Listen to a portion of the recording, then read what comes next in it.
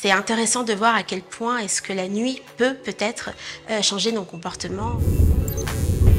Et la nuit va amener d'autres manières de communiquer entre nous, d'autres sensations, d'autres approches. Le petit couffin de la nuit, ça va nous aider à redonner une attention à des végétaux qui nous entourent.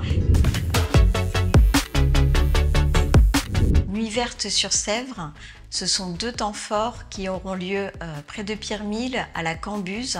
On a décidé d'organiser ces 2 événements pour réfléchir avec les habitants-habitantes à la place du vivant végétal dans nos vies urbaines. On va pouvoir y boire, y manger, y rencontrer des artistes, des chercheurs, discuter de qu'est-ce que c'est cette plante-ci, cette plante-là, qu'est-ce que ça veut dire en termes mathématiques, en termes biologiques, en termes magiques, de contes, d'histoires, de mythes. C'est une forme de rencontre à plein de dimensions.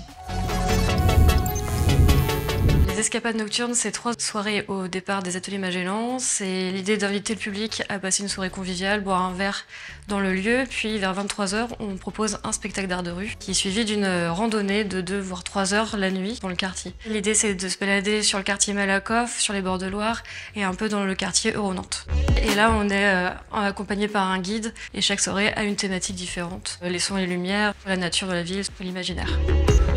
L'escapade nocturne, c'est une manière de voir la ville la nuit autrement, avec du spectacle de rue.